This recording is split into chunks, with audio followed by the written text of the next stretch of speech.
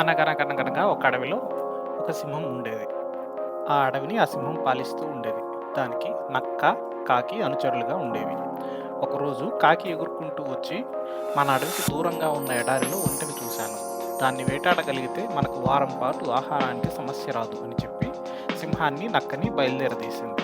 కానీ ఎడారిలోకి అడుగు పెట్టగానే అక్కడ వేడికి సింహం, నక్కల కాళ్ళు కాలి నడవలేకపోయాయి.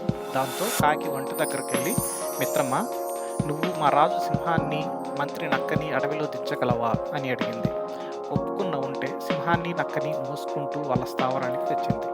దాని మంచితనం సింహానికి బాగా నచ్చి, మిత్రమా, నువ్వు కూడా మాతో పాటు ఇక్కడే ఉండు అంది ఒంటెతో. సింహం ఉన్నపలంగా తీసుకున్న ఈ నిర్ణయం నక్కకి, కాకి బొత్తిగా నచ్చలేదు. అవి ఓ ఉపాయం పన్నాయి. మహారాజా, కాళ్ళు కాలడం వల్ల మీరు ఇప్పట్లో వేటాడలేరు. మీరు ఆకలితో ఉండటం మేము చూడలేం, కాబట్టి మమ్మల్ని తినండి అన్నాయి. అది విన్న ఉంటే, వాళ్ళని వదిలే రాజా, నన్ను చంపితే మీ ముగ్గురికి వారం పాటు ఆహారం కాగలను అంటూ ముందుకొచ్చింది.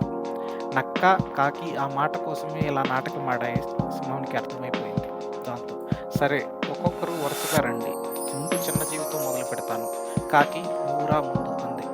ఆ మాటకి కాకి తుర్రుమంటే నక్కేమో పరుగు లంఘించుకుంది. ఒంటె, సింహాలు మాత్రం అప్పటి నుంచి మంచి స్నేహితులుగా ఉండిపోయాయి.